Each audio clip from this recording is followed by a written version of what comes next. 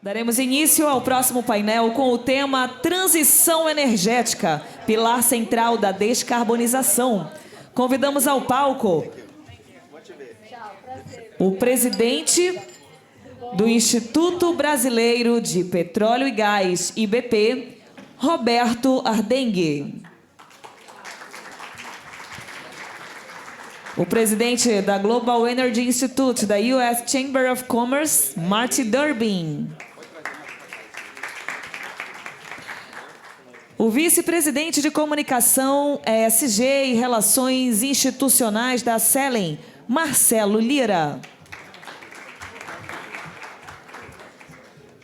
A head da Hidro, Marcela Jacó.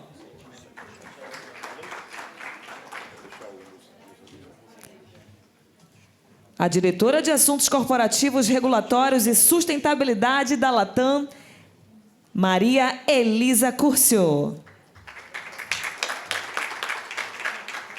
O diretor de Sustentabilidade da CPFL Energia, Rodolfo Cirol. E o chair da SBCOP, moderador Ricardo Mussa. Este painel tem como objetivo explorar o papel estratégico do setor privado na transição para uma economia de baixo carbono, destacando as contribuições que estão sendo implementadas e as oportunidades de novos negócios que emergem desse processo. Passamos a palavra, neste momento, para o nosso moderador, senhor Ricardo Mussa. Obrigado, gente. Obrigado. Esse é um painel que eu estava bastante... Sorry, Martin, to speak in Portuguese, because the majority of the people here in Portuguese, so... Mas eu estava bem animado para fazer esse painel, porque eu fui o chair da transição energética lá no trabalho do B20. Então, eu sempre tentava dar meus pitacos aqui no trabalho da SBCOP nesse sentido. Então, vamos começar. Eu acho que é de novo, a discussão toda da transição energética, quando eu estava no pavilhão agora, conversando com o André Corrêa do Lago, esse é um dos temas que realmente o Brasil parece que vai ser, além do TFFF, vai ser um golaço que o Brasil está fazendo, que é essa aliança, agora já estão acho, com 23 países, de aumento da produção de renováveis e realmente está ganhando mais tração. Então, ele até me perguntou como é que está a SBCOP para suportar esse processo. A gente vai provavelmente amanhã, ou acho que amanhã não, na sexta-feira, fazer uma declaração conjunta com o pessoal da presidência da COP em relação a esse tópico aqui da transição energética, do que a gente está olhando, e não por coincidência, as nossas recomendações foram o que eles estão levando adiante. Então, vamos começar aqui o painel. Elisa, vou começar com você, da Latam. Acho que todo mundo quer saber muito sobre o SAF, né? Qual que é a dificuldade que você está vendo hoje para esse mercado literalmente decolar? Eu vejo, assim, das cadeias de valor que o Brasil tem atuado, o SAF é uma dos que o Brasil tem mais potencial. Mas é legal escutar do outro lado, do off-taker, né, quem vai consumir o produto, quais são as dificuldades que você está vendo para esse mercado crescer mais rapidamente. Obrigada. Boa tarde a todos e a todas. Gostaria de agradecer, em primeiro lugar, o convite. A gente tem conversado bastante, a Latam tem se dedicado bastante à participação da SBCOP sob a sua condução. Não sei se o Davi Bom Tempo está aqui. Ah, está aqui. Obrigada. Falar como Latam, falar como setor aéreo, num painel majoritariamente da indústria, também é peculiar, mas é interessante porque, quando a gente fala de aviação, o que vem à mente é sempre a questão do transporte, mas a gente sempre esquece de olhar a cadeia por trás. Então, existe uma cadeia desde fabricação de aeronaves, componentes e tudo aquilo que faz com que as aeronaves voem todos os dias. Falando especificamente da transição energética, não se pode mais discutir sobre a importância da transição energética para a aviação. Ela é uma agenda posta, é um compromisso e acaba que, além de um compromisso, é uma obrigação responsável de uma indústria que pretende continuar crescendo. Então, especificamente sobre a sua pergunta, o principal entrave hoje para o SAF é, primeiro, a disponibilidade. Então, a gente, como setor e como empresa, existem compromissos legais, regulatórios, não só no Brasil, mas para o mercado internacional. A Latam, como uma empresa internacional que não voa só o mercado doméstico, mas também o internacional, ela está inserida num ambiente transnacional, num ambiente de extraterritorialidade, onde as normativas, as legislações, elas implicam para o mercado doméstico e para o mercado onde a Latam voa. Então, o primeiro deles é disponibilidade e o segundo é custo. Quando a gente fala de aumentar cada vez mais o número de passageiros, o custo da transição energética, o custo da compra do SAF, primeiro, se disponível, segundo, em custo mesmo, a cadeia de custos da aviação é sabido, está na imprensa todos os dias, que 40% do nosso custo hoje é combustível. Então, dentro de um estudo que a Latam divulgou bastante, também com auxílio da CNI, que foi desenvolvido pelo MIT, que foca na disponibilidade, mas também foca na questão do custo, e a gente associa muito a democratização da aviação com este custo. Então, colocar em xeque a democratização ou o custeio deste incremento de custo, ele também transforma a aviação cada vez mais num meio elitizado. Então, primeiro, disponibilidade, segundo, custo, e como a gente consegue, dentro de uma parceria, de um trabalho conjunto com os produtores, com o desenvolvimento, a Latam tem avaliado oportunidades de investimento também na produção de SAF, mas como baratear e custear para que a aviação não seja cada vez mais elitizada e seja, sim, cada vez mais acessível num compromisso responsável e justo da transição. Obrigada. Obrigado. Aí tem tudo a ver, falando de suprimento, né, Marcelo? Vou passar para você já, porque falou de SAF, e vamos falar do projeto de vocês, da Ascenen lá, porque vocês têm a Macaúba como um grande... Eu até, fazendo uma correção aqui, Marcelo, a gente apresentou 48 cases hoje, eu esqueci de falar de 2 cases, o case da Vale e o case de vocês da Macaúba, que é um case maravilhoso, que está conectado um pouco não, totalmente conectado com essa cadeia. Então, Marcelo, se você puder explicar um pouco mais como é que você responde para essa questão de suprimentos, o que vocês estão fazendo dentro da Ascenen para garantir que vai ter disponibilidade e com custo, porque também tem toda a razão, pessoal Latam, não adianta a gente querer só fazer a parte de ter o produto caro, porque a gente não consegue repassar adiante. Mas se puder contar um pouquinho de como é que vocês estão vendo esse processo e o que a Macaúba, essa planta maravilhosa, vai trazer de solução para a gente. Tudo bem, moça. Obrigado pelo convite. Obrigado pelo convite, Davi, da CNI. Importante sempre estar conversando, batendo papo sobre essas oportunidades no Brasil. E não existem coincidências. Eu acho que eu sentei do lado aqui da minha colega para já começar a negociar. Tá? Eu acho que eu vou atender as 2 coisas que são de restrições que ela está colocando aqui, né? Bom, pessoal, para quem não conhece a CELIA é uma investida do fundo soberano, um dos fundos soberanos dos Emirados Árabes, o Mubadala, e é uma investida que essa empresa foi criada para ser relevante na transição energética brasileira. E a estratégia para ser relevante na transição energética brasileira é, primeiro, colocar o pé em combustível de alto carbono, para, dali, a gente fazer um processo de aceleração da transição energética brasileira. Então, o fundo fez a aquisição de uma refinaria na Bahia, a segunda maior refinaria do país, colocada à venda pela Petrobras, num programa, num acordo da Petrobras com o CAD. E, dali, a gente concebeu esse projeto que vai entregar combustível com custo bom e em volume significativo para a Latam. Então, acho que a gente já resolveu aqui um dos problemas da mesa. Tá?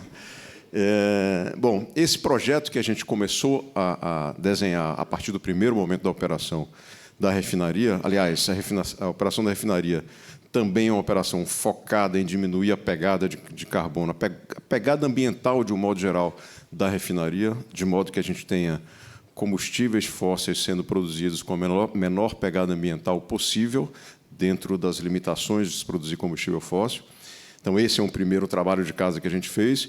E o segundo dever, assim, o segundo trabalho, dever de casa, mas que foi um desafio e que é um desafio, é a construção desse projeto de produção de SAF e diesel verde a partir de uma árvore brasileira, a Macaúba, cuja produtividade por hectare equivale a de 7 a 10 vezes maior do que a produtividade de soja, por exemplo. Então, é uma promessa de produtividade muito grande.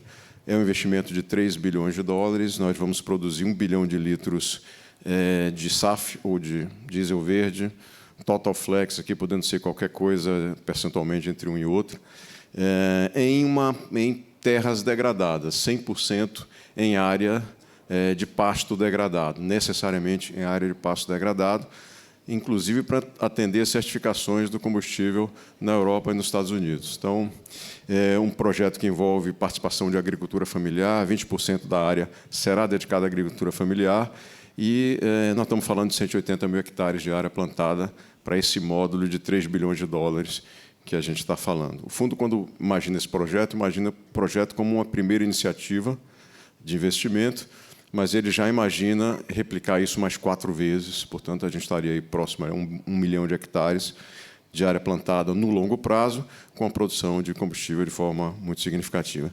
O fato de ser uma cultura com esse índice de produtividade por hectare e com tecnologias dominadas de conversão de biorefino, que é a REFA, né, faz com que o custo produtivo a longo prazo desse SAF, a partir da macaúba, se aproxime muito ao custo do querosene de aviação fóssil no longo prazo. Então, quando a gente olha o longo prazo, a gente olha esse horizonte de chegar lá. É lógico que a transição energética precisa estar, precisa de incentivo no início, para que as tecnologias sejam amadurecidas, desenvolvidas, mas, quando a gente olha o longo prazo, isso aponta para uma direção onde essa transição, além da gente buscar a aceleração dessa transição, ela ocorra de forma justa, garantindo que o acesso a diversas coisas, não só o acesso à passagem aérea, o acesso a deslocamento aéreo, mas o acesso a diversas coisas não seja impactado por uma inflação que poderia ocorrer se a gente fizesse uma transição rápida demais. Então, mas estamos, sem dúvida nenhuma, na direção de atender essas duas demandas, né? Muito bom, obrigado, Marcelo. Vou mudar aqui um pouco de foco para a Marcela aqui. Eu conheci mais recentemente o projeto todo só para falar o nome corretamente, não sei falar Hydro ou Hydro, Hydro. O Barnlove sempre me corrige nas conversas com ele, e eu acho que vocês têm, assim, como o Marcelo está comentando do projeto, vocês já têm uma história muito bacana numa região super difícil, que é a Amazônia. Vocês produzem com muita sustentabilidade, fizeram uma conversão muito grande, já uma transição já muito grande em toda a sua cadeia. Né? Se puder comentar um pouco, explicar também para as pessoas o que a Hydro faz hoje, onde vocês estão localizados e o projeto que vocês têm lá, tanto do ponto de vista da social, mas principalmente da transição energética, que vocês já vêm há muitos anos trabalhando, né? Eu fiquei impressionado. Para quem não conhece, a Hydro faz parte de um grupo norueguês com mais de 120 anos de história, e tem uma cultura maravilhosa em relação à transição energética, que é um exemplo que eu acho que mais gente devia estar conhecendo aqui. Então, eu queria dar a oportunidade de você falar um pouco da Hydro para o pessoal que está aqui.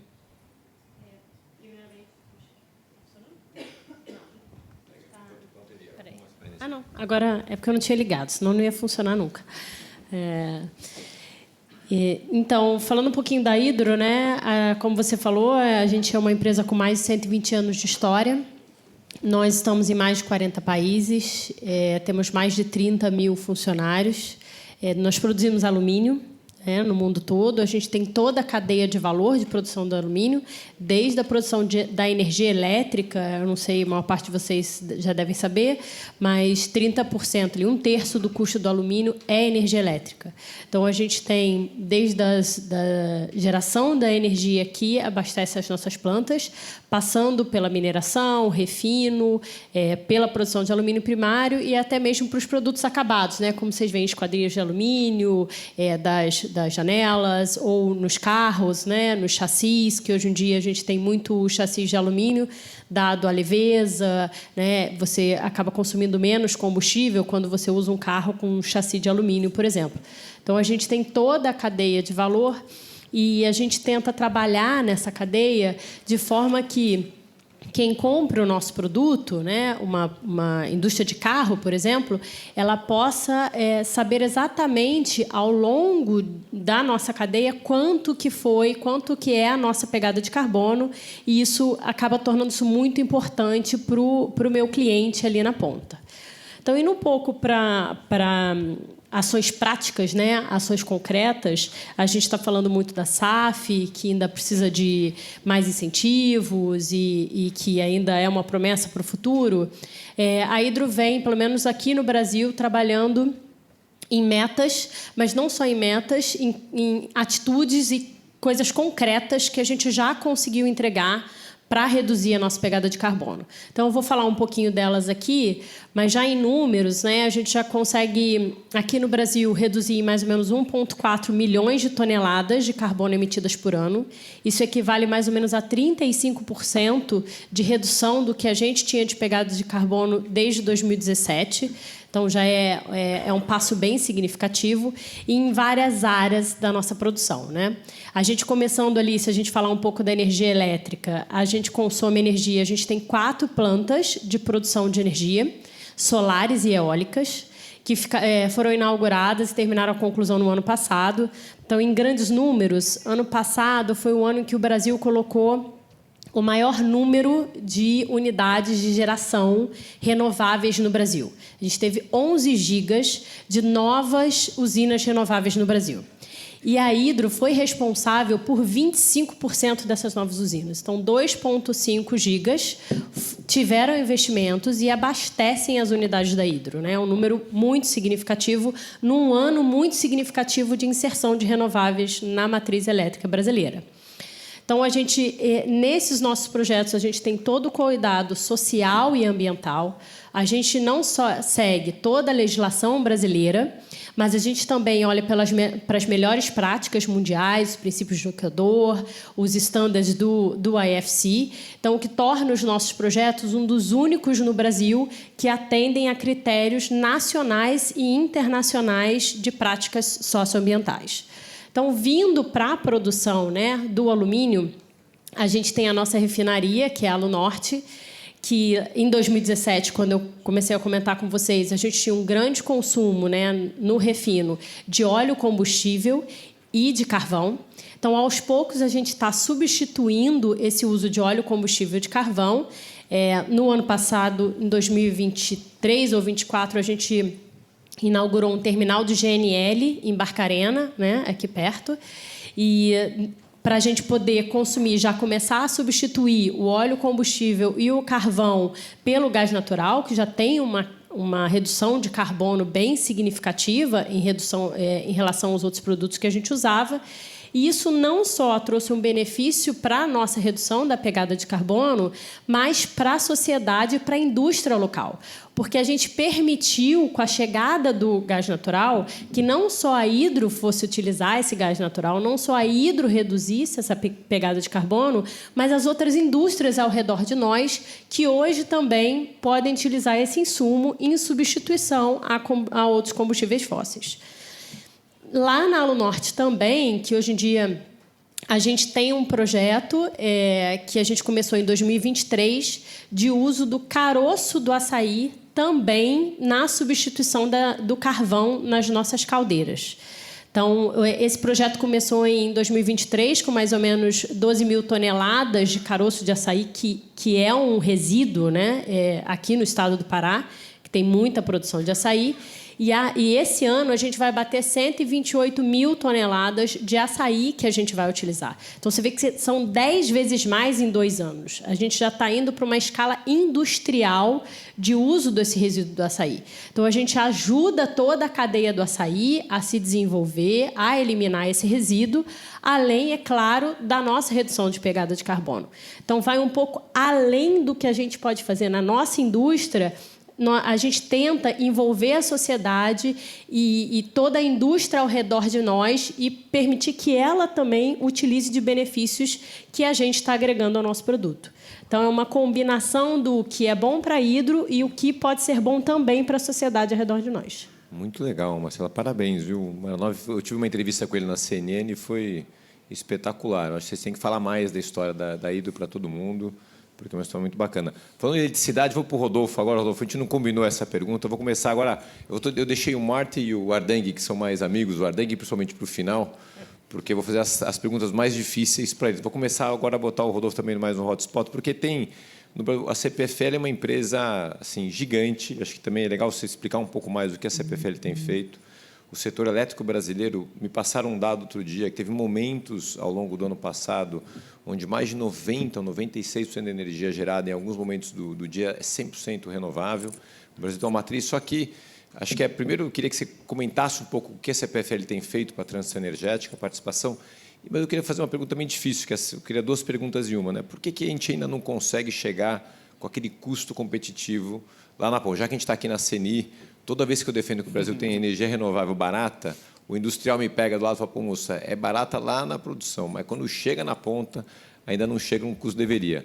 Mas se você puder separar a sua participação em 2, explicar um pouco mais da CPFL, o que vocês têm feito, me dar mesmo se não tem a resposta, me dar a sua opinião nessa segunda parte.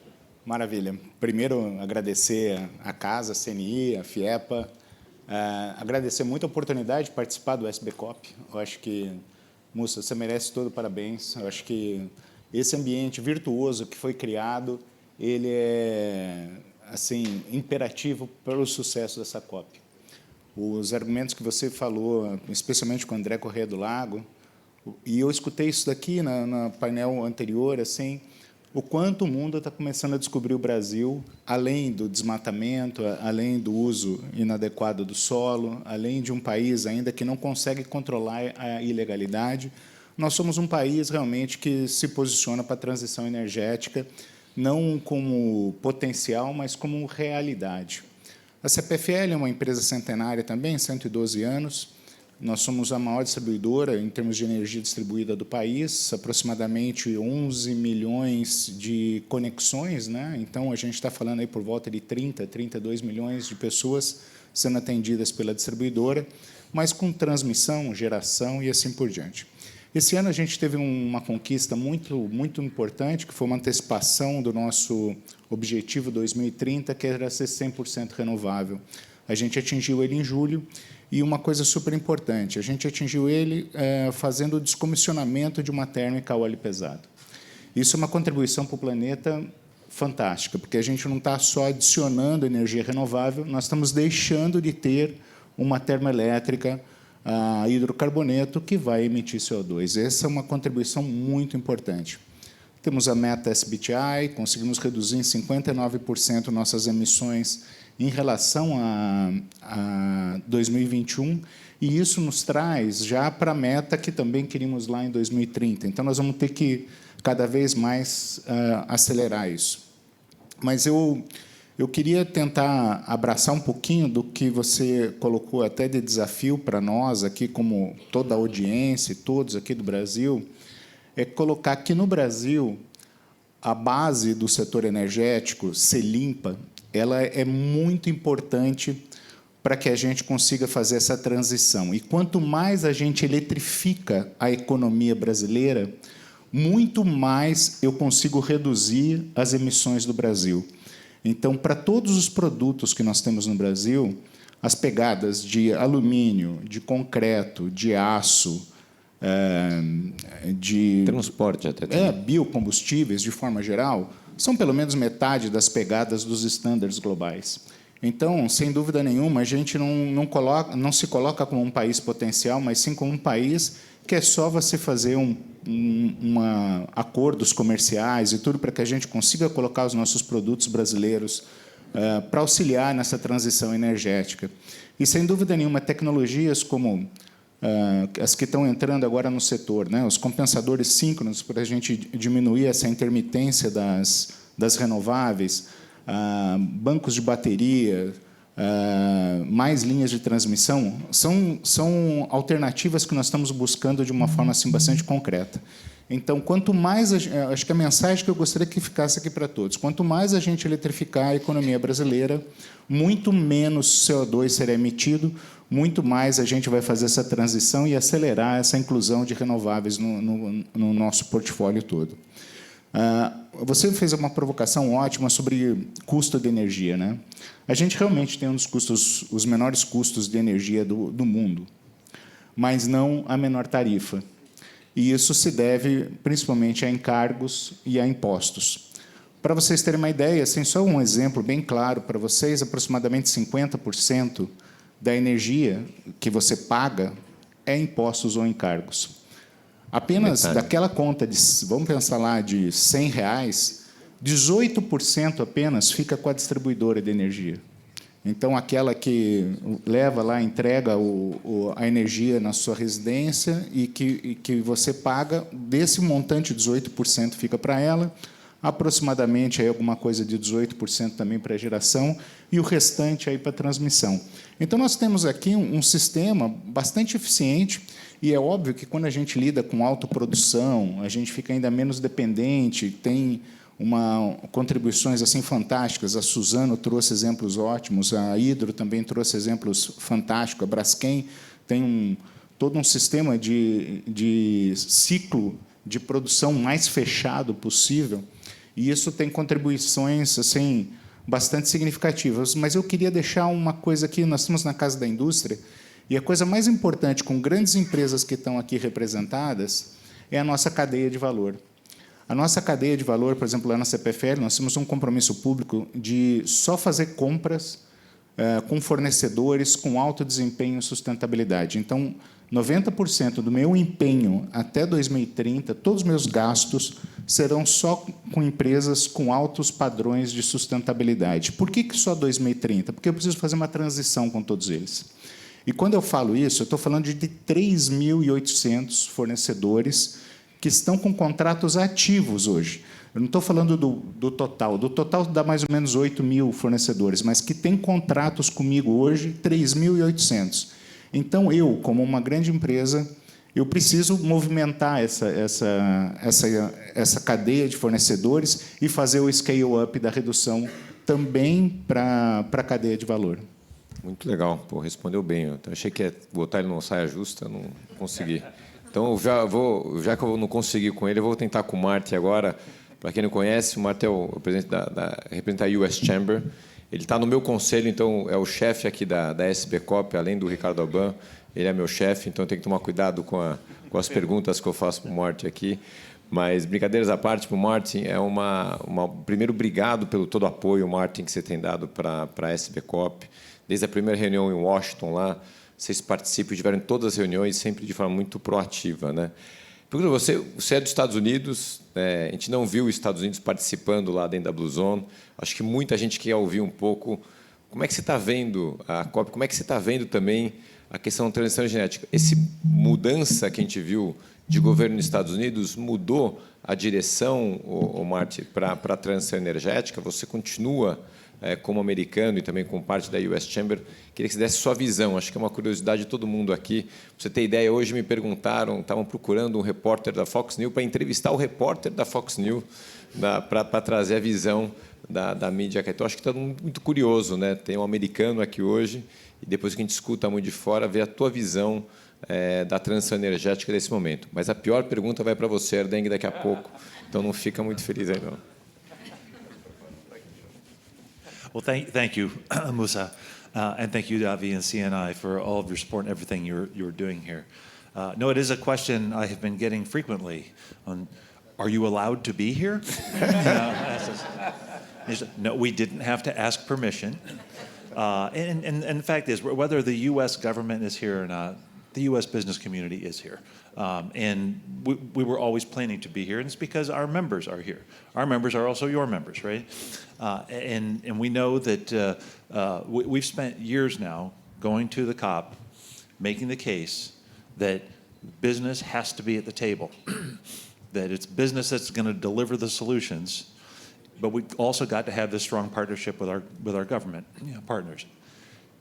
I personally have been very optimistic that over the last 4 years, 5 years, we've seen a continual move toward an acknowledgement of, an embrace of, to some extent, the private sector and the business community being at the table. Varying degrees depending on where we were dealing with. And as I shared with you in our first meeting, I was not concerned about Brazil, nor was I with UAE or Azerbaijan or Egypt. It was the UNFCCC and whether they would be welcoming and embracing. And I have to say, again, hats off to you and to CNI and creating SBCOP provided the opportunity for the UN itself to say, okay, this, we've seen the model work with B20, with B7. We understand that the business community has to be part of the solution. Here is a way, and again, Brazil gets great credit for helping to drive that process forward, where we can all be part of that solution. The fact is that what we need. You've heard from all of the panelists. You've heard from the previous panels. These companies that and all of the cases that SBCOP went through. The companies are there. They have made long-term strategic business decisions to be part of this marketplace, and to whether it's decarbonization, electrification, and broadening that out to water policy and regenerative agriculture and nature-based solutions. A lot going on here. And what is needed is that for us to be able to achieve our shared goals for emission reductions, we're going to need the technology. We're going to need policy, and we're going to need market signals from governments that allow the private sector to make the investments necessary. So let's get the capital off the sidelines, de-risk where we can, so we're making those investments and moving things forward toward our shared goals. So I think that's what's most important here as we look at. From the U.S. Chamber standpoint, we're kind of all of the above. Yes, we work closely with our oil and gas companies. Exxon was up here earlier. But this is about driving innovation, and that's renewable energy, battery storage, nuclear, hydrogen, carbon capture, you name it, advanced geothermal. And now when we have the opportunity and of AI coming along. I'm not making predictions, but we've seen this before, where I will tell you in the United States, back in 2007, 2008, no one had in their prediction that the U.S. would become the largest producer of natural gas. And it was driven by technology. It was driven by markets. It was driven by entrepreneurship. I'm humble enough to know that while that was disruptive to the U.S. market, something else is going to come along as well.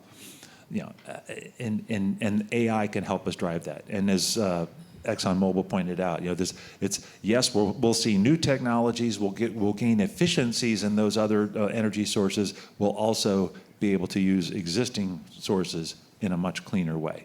So I have a very optimistic outlook, and I think the business community, it's up to us to lean in on this.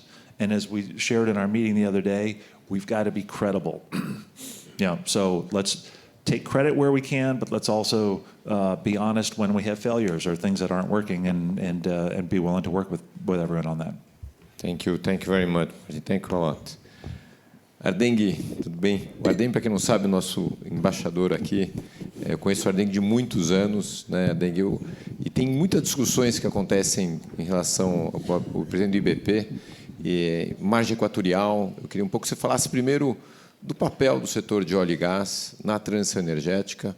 O Ardeng tem um conhecimento muito único do setor, e é sempre um prazer debater com o Ardeng. Eu acho que aqui, Ardeng, eu já sei até as suas respostas, mas é muito legal que o público aqui possa escutar a tua aula e um pouco da sabedoria que você tem do papel do setor de óleo e gás nessa transição energética, porque tem muita tecnologia, muita inovação, e sem o setor de óleo vai ser impossível fazer a transição. Acho que esse é o tema, para mim, mais importante, que a gente precisa entender o papel, e se você puder explicar um pouco para a gente. E, no final, Ardeng, a pergunta difícil é: como é que você vê a margem equatorial? A gente vem aqui para Belém e muito criticado, muita gente me para, pô, Mussa, como é que você vê esse assunto? E assim, então eu queria também que você pudesse expressar um pouco a importância da margem equatorial aqui para o desenvolvimento sustentável da Amazônia e fazer esse fechamento aqui. Depois eu volto, ainda não acabou não, vou ter perguntas, eu vou passar um pouco do tempo aqui, como eu sou o chair da SBCOP, eu tenho essa liberdade para falar um pouco mais, para aproveitar os convidados aqui. Obrigado, moço. Prazer estar com vocês todos. Obrigado pela oportunidade. Eu acho que aqui, olhando a plateia, o pessoal deve estar aqui. Alguns devem estar perguntando que diabo está fazendo o presidente do Instituto Brasileiro de Petróleo e Gás aqui nesse debate. Então, deixa eu dizer para vocês, não sei se eu vou conseguir convencê-los, mas pelo menos dizer por que eu estou aqui, né? Primeiro que é uma experiência incrível, né? Como você falou, eu já trabalhei anos no Itamaraty, tive a oportunidade e a felicidade de trabalhar na ECO 92, né? Onde a gente assinou a Convenção para a Mudança Climática, e depois participei das primeiras COPs, né? COP de Berlim, por aí foi, né? Então foi uma experiência. Então, do ponto de vista pessoal, para mim, quando eu vou a uma COP, né, é uma farra de conhecimento, de informação, né, de trocas, né, o que se combina nos corredores da COP, o que se escuta naqueles painéis, tanto os oficiais quanto os não oficiais, é uma jornada de conhecimento assim muito forte. Então, assim, primeiro, do ponto de vista pessoal, estou muito feliz de estar aqui, e só isso já justificaria a minha presença. Mas também é porque, quando a gente fala em transição energética, moça, a gente tem um elefante na sua sala, né? E esse elefante chama-se os combustíveis fósseis, né? Esse produto ele atende hoje 80% da energia primária do mundo, né? Há países onde 98% da energia são geradas a partir dos combustíveis fósseis, né? O carvão, né? Que é uma realidade que a gente não conhece no Brasil, mas praticamente não é usado, né, para geração energética, ele representa 40% da matriz energética mundial, né? Então, nós somos parte do problema, porque nós estamos usando esse carbono ancestral para gerar energia, né, e o mundo não está preparado para essa queima, né? Mas também nós somos parte da solução, né? Eu acho que o esforço enorme que essa indústria tem feito para reduzir de maneira significativa as suas emissões. Eu vejo aqui a Assanen do meu lado, né, o Marcelo, ele pode contar, passar horas aqui falando o que eles fizeram lá naquela refinaria já, né, para incorporar tecnologias, processos para reduzir o consumo de água, para reduzir a emissão de metano, para ter mais eficiência energética, né? Isso aí é across the industry. Todo mundo da indústria está fazendo esse esforço, né? Então, quando a gente pensa na transição energética, a gente vê um processo complexo, né? A gente fala lá no IBP, a transição energética não é uma corrida de 100 metros, ela é uma maratona de 42 quilômetros. Acabou de sair hoje de manhã, Mussa, o relatório da Agência Nacional de Energia, né, do Outlook, que é um dos documentos mais importantes anuais do setor, né, indicando que até 2050 haverá persistência do consumo de combustíveis fósseis no mundo. Então, nós estamos falando ainda de um processo ainda de muito longo prazo. Então, qual é o compromisso dessa indústria? Já que a gente vai ter essa realidade, né, nós já não fala mais de transição energética, a gente está falando aí de adição energética, né, é o conceito mais difundido hoje, talvez a adição com destruição lá na frente, a gente vai ver esses dois processos andando de modo assim, vamos dizer, paralelo, ao mesmo tempo que as energias renováveis elas vão pouco a pouco ocupando espaço, né, e atendendo um pouco essa demanda, nós vamos ter a indústria de óleo e gás descarbonizando de maneira muito séria, muito grande, e os números mostram isso, né? Nós estamos lançando aqui na COP esse documento é um apanhado das 50 maiores tecnologias hoje disponíveis no mundo para descarbonizar, com foco no Brasil. Então, esse documento está à disposição no nosso site do IBP, eu tenho até alguns aqui comigo, então, e fica à disposição de vocês. E a gente vai trazer um pouco essa mensagem, né? Essa mensagem de que esse elefante ele vai estar presente, você pode tentar ignorar ele, você pode não gostar dele, mas ele vai ficar ali olhando para você. E vamos tentar emagrecer ele, né? Vamos tentar torná-lo mais eficiente, que ele consiga carregar mais carga, né? Emagrecendo um pouco, tendo mais eficiência energética. Eu acho que esse é o grande desafio, para a gente poder atender essa demanda, porque é o que eu digo, todos os dias de manhã, e o Marcelo vai me confirmar isso, bate na porta lá do Marcelo o dono do caminhão, o dono do navio, o dono do avião, o dono do carro de aplicativo, dizendo, eu quero comprar o teu produto. O Marcelo não pode dizer para ele, lamento muito, meu amigo, eu não vou te dar mais, porque eu não vou mais produzir petróleo, não vou mais processar petróleo, você vai procurar energia em outro lugar. Isso não pode acontecer. Isso não é uma realidade que vai causar um grande, né, desarranjo econômico mundial, né? Isso aí é claro como 2 e 2 são 4. E aí a margem equatorial, para completar, né, acho que se insere nesse contexto. Já que vai haver essa persistência da demanda de petróleo, já que o Brasil, ali em 2033, 34, 35, segundo os estudos da EPE, vai amadurecer muito as suas atuais reservas, né? Quando a gente fala amadurecer, quer dizer as reservas começam a entrar em declínio, né? A bacia de Campos hoje que produziu muito petróleo, né? Desde os anos 80, hoje ela produz 50% do que ela chegou a produzir, né? Então, a gente tem que repor as reservas, a gente tem que encontrar mais petróleo para atender essa demanda, uma demanda com essa tecnologia, para a gente reduzir a emissão, inclusive na fase de produção, mas temos que continuar a procurar petróleo, e aqui a margem equatorial é uma das áreas mais interessantes, estamos aí numa fase ainda de prospecção, né? Eu sou muito cauteloso, e nós da indústria, né, temos que perfurar para ver se realmente existe uma reserva de hidrocarbonetos importante lá, uma acumulação que justifique a atividade. E aí a nossa responsabilidade como empresa, né, e a responsabilidade também do poder público é fazer com que essa reserva ela seja explorada de maneira racional, economicamente e ambientalmente segura, mas também que torne essa reserva um vetor de melhora na qualidade social e econômica do Brasil, e talvez combatendo, né, as emissões e combatendo o grande chaga, né, da nossa emissão, que é o uso da terra, né? 48,3% das emissões do Brasil, né, vem de uma atividade ilegal, né?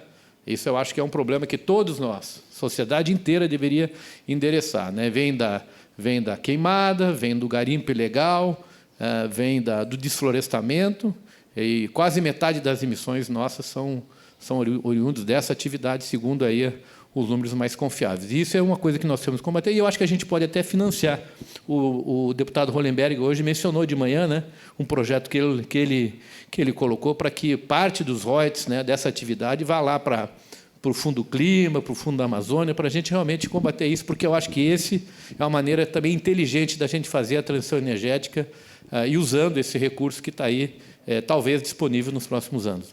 Ardengue, muito legal. Eu até achei legal você mostrar o documento hoje, porque, para quem não conhece, assim, o Brasil, há 30 anos atrás, ou 20 anos atrás, era importador de energia. E o pré-sal fez com que o Brasil virasse autossuficiente exportador de energia, algo incrível, e é muita tecnologia por trás. O que o setor de óleo e gás traz para mim é muita tecnologia. A gente só vai vencer a batalha do clima com tecnologia. Quem tiver a chance de visitar, eu sempre esqueço o nome, Ardengue, no Rio, é o centro de pesquisa lá, o CEMPES. É incrível o que a Petrobras desenvolveu para explorar o pré-sal. E se a gente usar a tecnologia de óleo e gás que eles possuem e a escala para ajudar o combate às mudanças climáticas, como o carbon capture, outras coisas, aí é que está a solução. Então, é muito legal isso. Tem que você preparar esse documento, vamos mostrar ele para muita gente, muito bacana mesmo.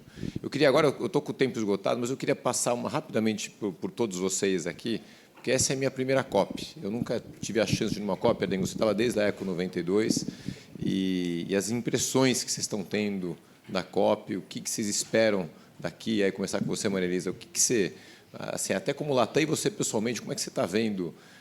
O primeiro dia aqui, eu estive na semana passada no Encontro de Líderes, e ontem, na segunda-feira, eu achei meio caótico, assim, fiquei preocupado, falei, esse negócio aqui vai dar certo, funciona, né? Eu ordenei, moça, fica tranquilo, o pessoal está lá na sala negociando, até o final chega, mas eu queria que vocês pudessem compartilhar um pouco, tanto pessoalmente das empresas, o que vocês esperam aqui, que é uma boa COP para vocês, se vocês pudessem ser bem sucinto aqui, para não detonar a agenda de todo mundo, que tem muito compromisso hoje ainda. Começando com você, Marisa, que eu conheci já ficamos amigos já há pouco tempo, mas se puder falar um pouco, é a primeira COP, e se você está com alguma expectativa específica, o que você viu até agora? Obrigada. Primeiro, agradecer a oportunidade, já que é a última fala. Não é a minha primeira COP, mas o que eu sinto, e não é a primeira COP como Latam, então isso também mostra muito do compromisso que a Latam tem com o meio ambiente e com os temas, com a agenda da sustentabilidade.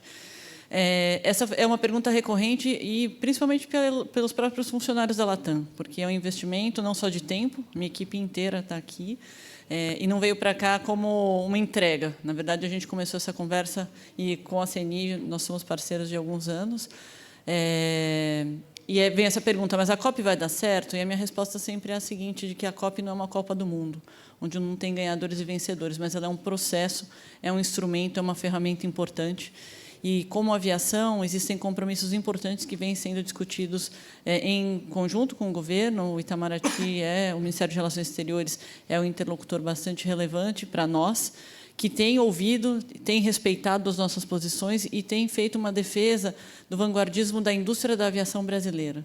Então, também existem barreiras, assim como na indústria existem barreiras técnicas postas ao mercado, para nós também existem barreiras técnicas colocadas, E aqui a Latam vem, então, para apresentar alguns estudos. Existe um roadmap feito pela Associação da Região da América Latina, da Aviação, com uma proposta de convergência regulatória, então, trabalhando também esse entrave para que não exista uma concorrência entre países, mas um mercado de carbono harmonioso, onde, sim, o Brasil seja o grande produtor, é o mais vocacionado para a produção de SAF, mas que isso não exclua os outros países da região numa integração harmônica, onde o mercado de carbono se integre, sem que se exclua a indústria da aviação. Então, respondendo, para nós não existe ganha ou perda, mas existe uma ferramenta importante dentro desse caminho regulatório que garanta o nosso crescimento no curto, médio e longo prazo. Bacana. Obrigada. Obrigado, Marcelo. Vou seguir a sequência aqui, Marcelo, se puder dar a mesma... Vamos lá, moço. Eu acho que... Estava pensando aqui, você fez a pergunta, eu estava pensando aqui qual é a melhor resposta para a sua pergunta. De fato, que é que eu sou primeiro a quinta COP, tá? Significa que eu já tenho uma certa idade, né? Também. Isso não é bom. Mas... O Ardengue riu muito ali. O Ardengue deve ter umas 15, eu acho. Eu acho que o governo brasileiro acertou muito quando colocou como marca dessa COP a COP da implementação, que eu acho que também conversa com o SBCOP, muito. E acho que a SBCOP, o movimento SBCOP, vou chamar assim, né, coloca o setor privado em outro patamar do que eu tenho como experiência nas COPs anteriores. Então, a gente passa a ser mais relevante, ainda mais relevante. A gente vem dizendo isso, né? Que nós somos relevantes nesse processo, mas mais relevante ainda porque, quando a gente fala de implementação, a gente está falando do setor privado. É quem sabe fazer isso melhor. Então, acho que o grande legado dessa COP é, de fato, que esse conceito de implementação se transforme numa prática dessa jornada que não é mesmo uma corrida de 100 metros, talvez umas 2 ou 3 maratonas para a gente correr. Então, portanto, eu acho que a gente está num momento muito feliz aqui dessa conexão SBCOP e posicionamento, especificamente do governo brasileiro, falando muito da COP da implementação. E aí eu conecto isso com a transição energética, no Brasil especificamente, que essa transição energética ela tem uma característica diferente, um pouco diferente. Como a humanidade acumulou um volume de conhecimento muito grande, nós temos uma transição energética eminentemente de 1 para N, né? A gente tem um petróleo hoje com 80% da energia global, né? Portanto, antes do petróleo, o carvão, antes do carvão, a lenha, foram transições de 1 para 1. Hoje a gente tem uma transição, graças ao conhecimento da humanidade, de 1 para N, onde a gente tem biocombustíveis, eletricidade, eólica, um monte de opções para fazer essa transição de uma forma mais acelerada. Especificamente no Brasil, além disso ser uma verdade, a gente poder acelerar em uma série dessas alternativas, onde nós podemos ser, de fato, muito competitivos. Na área de biocombustíveis, o Brasil, eu costumo brincar que o Brasil é a Arábia Saudita da fotossíntese, né? Ou seja, o que a Arábia Saudita representa de competitividade para a produção de petróleo, portanto, de energia vinda da fotossíntese ancestral, lá, né, que está lá embaixo da Terra, o Brasil tem esse potencial de se transformar no país mais competitivo para a produção de biocombustíveis e esse movimento envolver toda a América do Sul, toda a América Latina. Então, a gente tem aqui, nessa implementação, o Brasil como espaço privilegiado nessa direção também. Obrigado, Marcelo. Passando para o Marcelo, que você puder também dar seu depoimento. Ser bem sucinto, que eu já estou me xingando aqui, né? Não, vou ser sucinta, até porque meus colegas já falaram muito bem. Eu acho que é isso, né? Eu acho que a COP realmente ela é um processo, é a COP da implementação. A gente vem há anos, aí, desde 92, discutindo, agora a gente tem que botar em prática. A iniciativa privada ela é muito importante, né? Claro que iniciativas de governo são importantes, mas a iniciativa privada também. Mas eu acho que o Brasil não pode perder essa oportunidade, né? A gente é um país que não se cansa de perder oportunidades.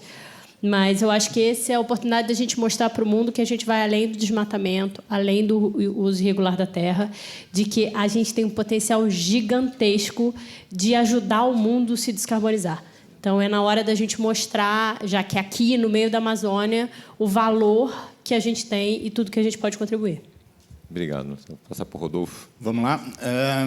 Eu sou quase do conhecimento ancestral, sem nenhuma comentário negativo com os indígenas, pelo amor de Deus, mas eu já estou desde 2009, desde Copenhague, e isso é fantástico, porque o que eu queria trazer para vocês, as empresas aprenderam a fazer mitigação de risco. O que a gente está vendo aqui, todas elas fazendo transição, todas elas com prova real e concreta na DRE, que a transição é possível, é porque é mitigação de riscos. Quando a gente fala de reputação, quando a gente fala de mercado, de captura de mercado novo, de novas tecnologias, como a AI e tudo isso é um movimento que a gente está continuando. E a COP é o perfeito ambiente para isso. As conexões que estão sendo construídas aqui, né, de fornecedor e cliente, de cliente fornecedor, elas se perpetuam durante esse período pós-COP. E por isso que as grandes empresas aqui têm trazido delegações importantes e, sem dúvida nenhuma, traz aí uma jornada de negócios fantástica, profícua aí para o futuro. Obrigado. Obrigado. Marty, para você, como é que é? Very brief. If the conference ends on time and they don't need extra days, Brazil will have overseen a very successful COP. Thank you. That's it. E aí, Deng, a gente vai finish on time a COP? Pela sua experiência, Deng, de 92 para cá, você tem bastante COPs nas costas. É difícil, essa é muito difícil, porque estão só começando as negociações. Hoje, né, foi o primeiro dia, na verdade, porque nós tivemos um bom começo, aprovar. Eu me lembro de COPs, né, onde a agenda durava uma semana, a discussão da agenda. Né? Do que se ia discutir. E graças, acho que, a competência da nossa diplomacia ali, a gente conseguiu aprovar lá na noite anterior, inclusive, a agenda. Então, isso é um bom sinal, né? Essa COP, né, acho que é importante para as pessoas que estão nas primeiras edições da COP, né? Essa COP ela é na Amazônia, mas ela não é sobre a Amazônia, né? Acho que isso é importante. As pessoas têm que entender que nós estamos aqui num encontro global, né? E os problemas são globais, né? Você pega um país como Tuvalu, por exemplo, que está sofrendo com o aumento, né, dos mares e pode desaparecer aí nos próximos 10 anos. Você pega um país como a Arábia Saudita, que é absolutamente dependente de cima a baixo, como outros países, né, do petróleo para exportação, para economia, para geração de energia. Então, você vê dois polos assim muito. Então, eu acho que essa COP será bem-sucedida, se ela conseguir aproximar, né, esses dois polos com um objetivo comum, a gente garantir alguns mecanismos de financiamento para essa transição energética, né, e trabalhar nesses dois polos, né, no polo da adaptação e no polo da mitigação. Eu acho que esse processo complexo, porque como Bill Gates, né, mandou uma carta pública recentemente, né, tornou público, ele acredita muito também na questão da adaptação humana. Ele disse, não é a primeira vez que o ser humano vai se adaptar a uma nova realidade, mas nós não vamos conseguir voltar para trás, nós não vamos mais morar em cavernas e vamos comer carne de caça. Não existe isso, essa realidade não existe mais, né? Isso acabou, né? Não existe mais uma maneira de você voltar ao que a gente era ancestralmente. Então, a gente tem que entender que vai ser um processo onde nós vamos ter que nos adaptar, né, e, na medida do possível, mitigar essas emissões, que essas sim causam problemas graves, né, para a humanidade a longo prazo, até pela questão da sobrevivência da raça humana na Terra. Né? Obrigado, gente. Muito obrigado pelo painel. Excelente conversa. Vamos para o próximo. Um abraço.